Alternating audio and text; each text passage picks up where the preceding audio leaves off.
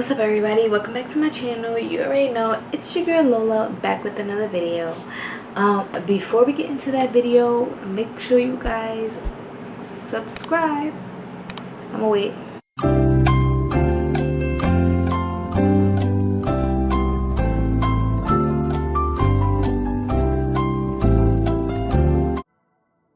Did y'all subscribe yet? Yeah? Alright. So today's video is going to be a little bit different. Today's video is going to be about labor and parenthood. I am going to be answering questions about what to expect during labor, or the most asked questions during labor, and then I'm going to be answering some questions that I had asked specifically about parenting. If you enjoyed this video, please smash the like button, you guys. If you have anything that you want to share, anything you want to see, please comment down below. If you have not seen my failed pranks, I will leave it above so that you guys can see and check it out. And I will be trying to perfect the pranks and the camera methods so that I can give you guys some funnier pranks. If you guys want to see videos like how I color my hair, how I install my hair, how I apply my makeup, what products I use, morning routines, parent routines, how I deal with my kids day to day, if you guys want to hear about marriage, if you guys want marriage tips, if you guys want another tea session, which I will probably record after this message because I do have a guest coming through, so please look out for that video. If you guys want to see more tea, if y'all want more advice, if y'all going through some cheating and y'all want to get somebody else's opinion that isn't a friend or a family member, because we all know friends and family members can give us opinions or advice that doesn't really work out for our situation, leave a comment down below and I will most definitely make it happen. Most definitely. But without further ado, let's get into this video, you guys.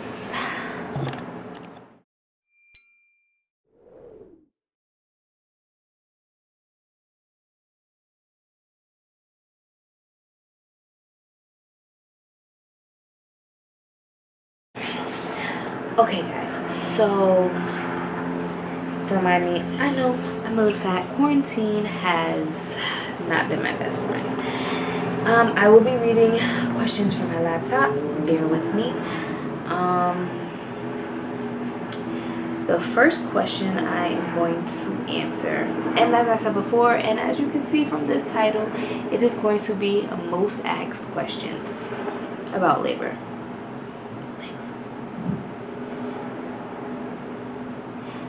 Y'all know it's a good thing I can't find my labor videos, because I will definitely add them in there so y'all can see what the truth is and what it's really like. And who child? Okay. How do you know when it is time to go to the hospital? I feel like if you listen to your body, which a lot of my answers to these questions are going to be involving your body. If you listen to your body, you will know. Some people don't get contractions. Some people's water doesn't break. Some people may feel a little sick. Some people may feel like they need to go even though nothing has changed. Some people may feel like, let me just go to check because I feel like it. Like, in most cases, you'll have contractions, Braxton Hicks, or your water will break. And how you will know when it's time to go after your contractions have started is if they are about roughly 5 to 8 minutes apart. Once they get 5 to 8 minutes, go to the hospital. Okay, just go on ahead and go to the hospital. if your water breaks, it is not a need to rush to the hospital, but make sure you get to the hospital in a good time. Don't wait too long, because they have told me that after 24 hours, if you have not delivered, you are at risk for infection. So I'm not saying take your time. Make sure you got yourself together when your water breaks. Make sure you're dressed, you got your bag and everything you need to be comfortable for labor. If you feel like, ladies, if your water break, do not sit there and try to beat your face. I'm not judging anybody, and I'm not knocking anybody's hustle, but why wouldn't you want your child's first moment with you to be natural? If you have all this stuff going on, first of all, at some point in time, you are going to feel like you want to snatch all that stuff off. I had my natural hair, which I'm going to leave a picture for y'all. I ain't never shared this picture with nobody, but I'm going to share it with y'all so y'all can see what it looks like. I had my natural hair curly, and I wanted to snatch my own hair off at one point, and it was like, how? But go natural, go comfortable. Don't wait a long time. I would say if your water breaks at 10 o'clock, you should be calling the ambulance by like 10:30, 11 the latest, to make sure that you are completely gotten together. Now, in the event that your water breaks and you are having extremely bad contractions or really bad pain, or your contractions are 3 to 5 minutes apart, get to the hospital. Okay. Next question.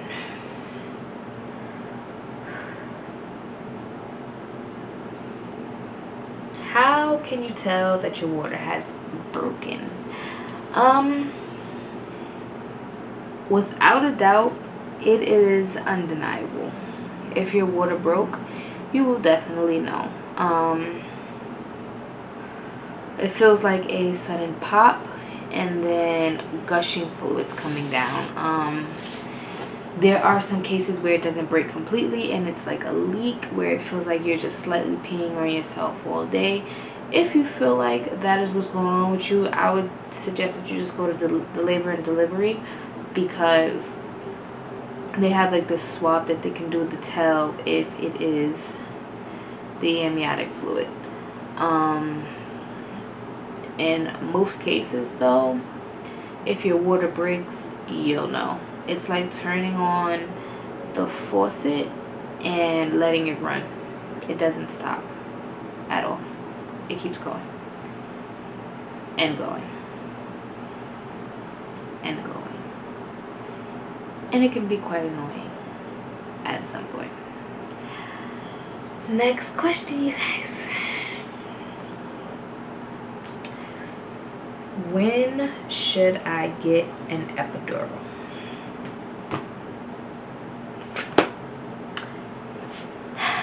Ladies, when should you get an epidural? From experience, I'm going to give you this advice. If you are not in unbearable pain, and when I say unbearable, I mean pain that you cannot tolerate. If you are not in pain, I would not suggest you get the epidural. If I could go back, I wouldn't get the epidural. But then I said that, and then I got the epidural again with my daughter. But like I said, if you are having unbearable pain, and I mean the type of pain where you don't know what to do with yourself. You don't know if you should sit on the edge of the bed, if you should get up and start walking, if you should start smacking the doctors, if everything is irritating you because you're in so much pain, that's how you know. Now, if you happen to be somebody who doesn't get really bad pains and you can tolerate the pain from the contractions, do not get the epidural. Just do a natural, because the epidural is really for people who cannot tolerate the pain, and that is just in my opinion. If you can tolerate the pain, you don't need the epidural, because they turn off the epidural for you to push anyway, so you really don't need it for the pushing. It's really just for the contractions. But sometimes you might not have really bad contractions. For example, when I was pregnant with my son and I went into labor, my contractions weren't that bad. I went 10 hours without getting the epidural. After that 10-hour mark, the only reason I got my epidural was because there were no breaks between the contractions. And when I say that, I mean, like, you know how you'll have a contraction, well, you're a first time mom if you're watching this, duh, but, or you might not be a first time mom, who knows, but during contractions you usually have a time frame between the contractions. So you'll have a contraction, then 5 minutes later you'll have another one, but there is always there's a break. You have that 5-minute period where you can breathe and gather your thoughts. Sorry guys, there was a bit of a glitch with my camera and it cut off in certain areas.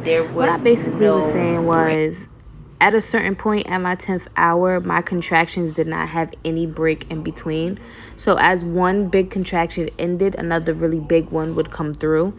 And it became very unbearable for me, which is why I ended up getting my epidural. Same thing with my daughter, only because my daughter came faster. She came in, like, let's say 4 hours.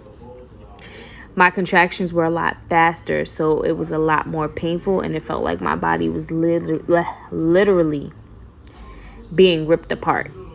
So for both my kids, yes, I got the epidural. But if I could have tolerated the pain, I most definitely would not have gotten the epidural, because I feel like the epidural did mess me up in certain ways.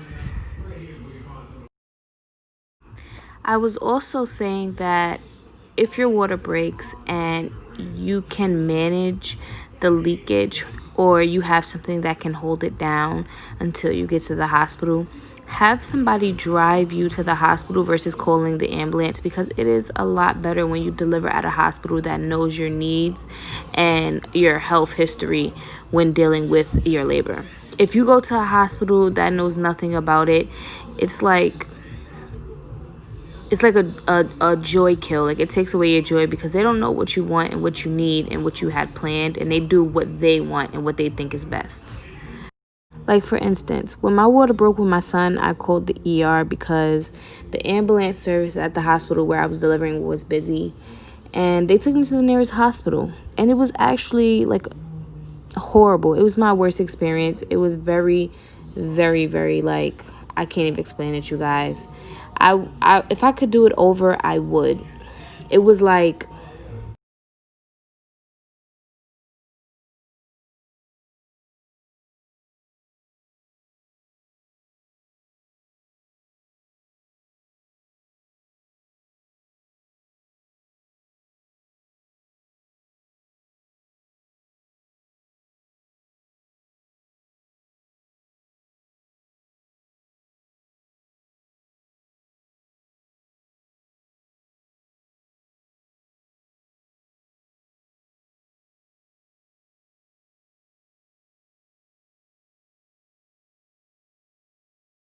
kind of like a moment stealer, because I didn't know what was wrong with my baby. I didn't know what was going on. No doctors would inform me of anything that was going on or anything that had happened. They rushed him to a table, and I only got to hold him for maybe about a minute before they rushed him out the room. Um, as I stated before, he got stuck when his head came out. They cut me, and then 20 doctors proceeded to stand at the side of my beds and push down on my stomach until he was completely out, which resulted in him having a fractured clavicle. later on that day, well, that night, maybe like 2 in the morning, the delivery doctor came into my room to explain to me why my labor was so violent, or seemed so violent, or why so many doctors had to push down on my stomach, or why it may have seemed like things went wrong. When you are giving birth, as I stated, it is your right. This is your body. This is your child. You demand to know what is going on, what is being done. My son ended up having to be in the NICU for 7 days. They've never really explained to me what a fractured clavicle was, how I was supposed to deal with it, how I was supposed to treat it. They didn't explain to me what had happened in the beginning of his birth, what went wrong. They only merely said that he swallowed slight fluids and it caused a little complication. I did not deliver at my delivering hospital because once your water breaks, it becomes an emergency, urgent emergency, and they take you to the nearest hospital that is closest to wherever you are when your water breaks. So moms, if you do not need to be in the ER when your water breaks, and you can manage and control and drive, well, not you drive, but like have somebody drive you to your delivering doctor, I would suggest it. It is very hard to deliver with people who know nothing about your health and history, or anything that you went through during your pregnancy, or anything that you requested to go through. I requested that my son's umbilical cord not be cut because I wanted his placenta to stay attached until all the blood was out of it.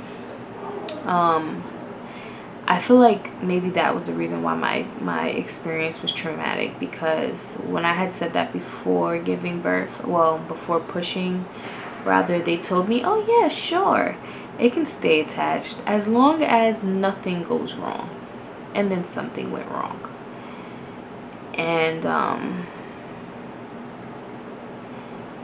I just feel like if I had known better or did full research, things would have gone a lot better. With my second child, I did deliver at my delivering hospital, and it was way better, a way better experience.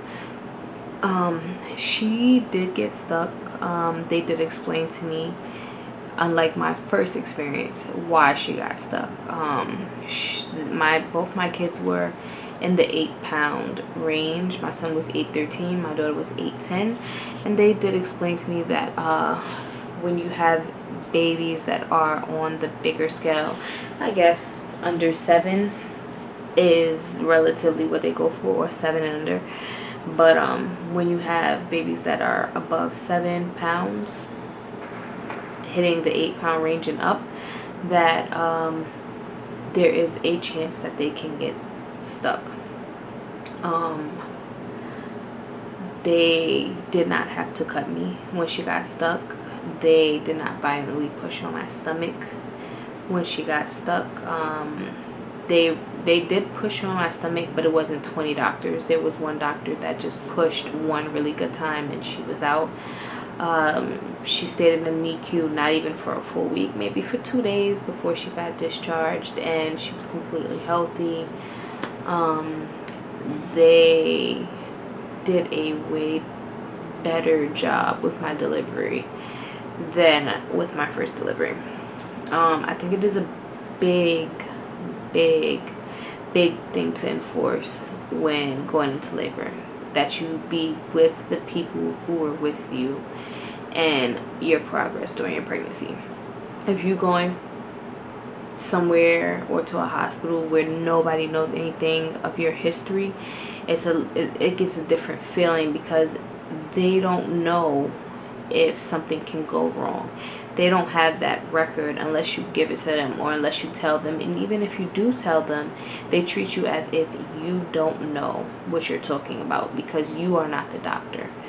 You may get a doctor who is like, okay, yeah, okay, and still might ignore that. Or you might get a doctor that's like, okay, and then listen.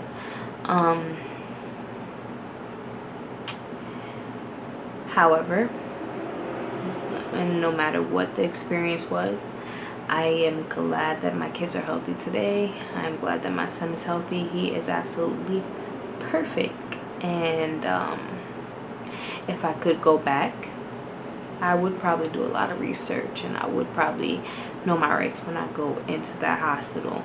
And I probably would not have the traumatic experience that I had the first time. I did get some questions about